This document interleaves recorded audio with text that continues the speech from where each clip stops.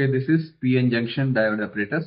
This is used for studying the IV characteristics, means the variation of current with voltage when there is variation of potential difference across the PN junction diode. So there are two diodes. One is this PN junction diode. This is used for forward biasing. This one is another diode which is used for reverse biasing. There is a voltmeter and ammeter. Voltmeter has two scales. One is from 0 to 3 volt and the second one is having marking from 0 to 30.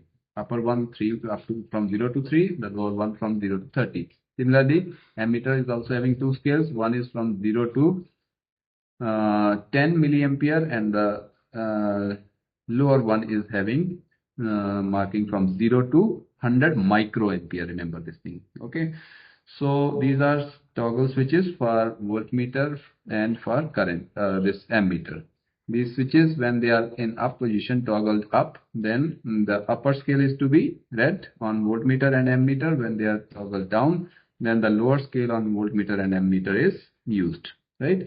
So upper toggle means you are using it for forward biasing. Lower toggle means that you are using it for reverse biasing.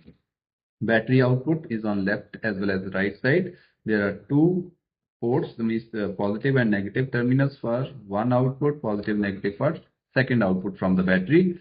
This positive and negative is for voltmeter. This positive and negative is for ammeter, right? This is PN junction diode. I have already shown you. Triangle means P type and this line, vertical lines means this is N type.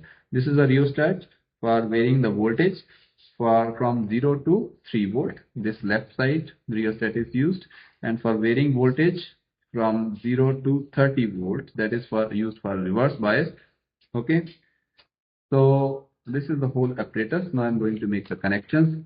The connection starts with connecting voltmeter with the battery. So positive with the positive because it is connected in parallel. Very simple. Negative with the negative of the battery. And then we have to connect positive of the battery with P type for forward biasing, and then we have to include ammeter for measuring current. So negative of the battery with the negative terminal of the ammeter, and then positive with the N type. So ultimately we have connected negative terminal of the battery with the N type. Okay. So this is how the connections. Now it is ready for studying the characteristics, IV characteristics for forward bias, right? For that, these toggle switches should be in upward position. Now this on and off switch, and toggling it on. Now I should vary this. See, this is simply. So you can see the up to 0.5 volt there was no current, right? Then when we started increasing the voltage beyond that, means there is threshold voltage. When we reach it, then the current start increasing here. So we have to take down the reading for different current values, at least 7 to 8 readings. We are going to make connections for reverse biasing, right? To study the IV characteristics for reverse biasing, right? So what we have to do, we are going to use the battery output from the right side. So we are taking negative to the negative of the voltmeter, then positive of the battery to the positive of voltmeter. Then we are going to take this diode into the connections. So for that matter, we are taking out positive from here and we are connecting it to the N type, because this time we are going to reverse bias it, right? The positive with the N type, and then taking negative and then connecting it with the ammeter, right? Then we are taking out out from here from ammeter and then with the P type.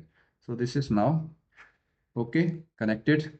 So we will toggle the switches downward, right? And then we'll switch it on, right? And this time we are going to use this rheostat, right? So this is how it moves, and we are going to take the readings now for reverse biasing.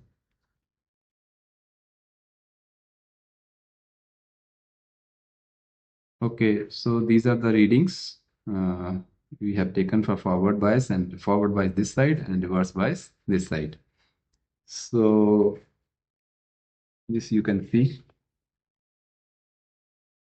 Three means least count everything I have written, taken readings here, threshold voltage where the current started increasing for forward biasing. So 7 readings I have taken are sufficient. And for reverse biasing, you can see that after 7 readings, there is a breakdown at 22 volt, right? So you need to draw graph, okay? For graph is for forward bias voltage versus current, and then reverse bias voltage versus current. Okay, so that you need to draw on a graph paper, that is at the end of the this your page, this practical file. Okay, so the graph for forward bias you can see here in your book also, practical file also. It goes like this for forward bias and it goes downwards in negative way. So this will be for reverse bias. Okay, thank you.